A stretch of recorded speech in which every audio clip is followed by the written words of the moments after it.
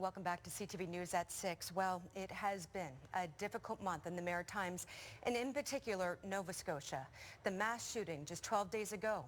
The ongoing COVID-19 crisis that has changed the way we live and work and has led to the loss of loved ones. And now a tragedy involving a military helicopter.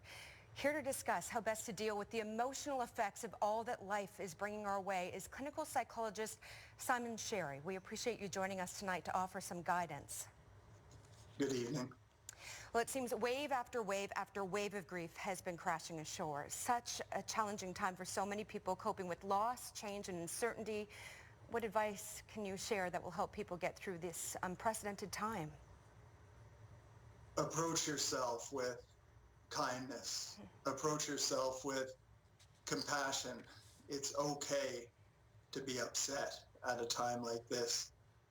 There's no need to suppress or to deny what you're feeling. Amid all this grief and loss, your emotions need motion, and it's all right to be sad or to be upset or to be anxious.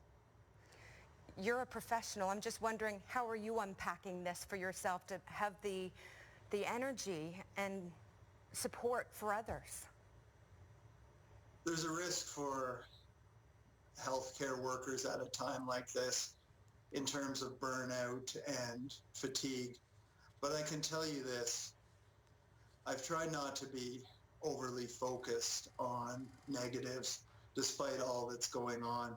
I've seen around me throughout Atlantic Canada unprecedented displays of compassion and humanity and solidarity as Atlantic Canadians come together amid all these challenges.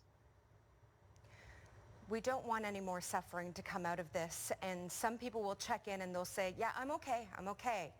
But what should we look for to make sure people are really coping okay? I think there's a danger in this current era where extensive and graphic detail is a mere button click away when it comes to these tragic events. And I would encourage people to place some limits on how involved they get in the particular dark details of these events. There's a risk that you can vicariously traumatize yourself.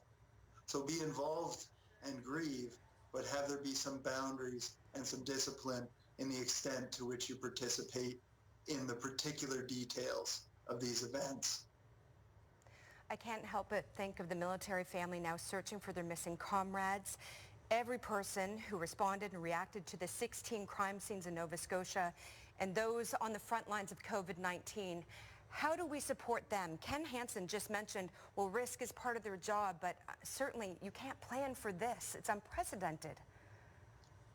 I think it's very important that Atlantic Canadians come together and pull together at a time like this.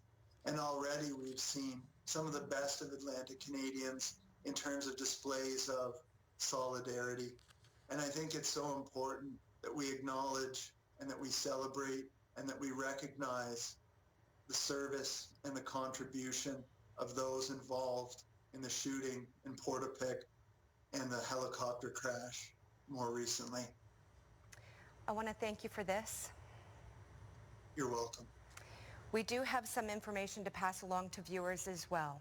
If you're concerned about your own mental health or that of somebody else during this trying time, Nova Scotia's mental health crisis line is available 24 hours a day, 7 days a week. The number is 1-888-429-8167.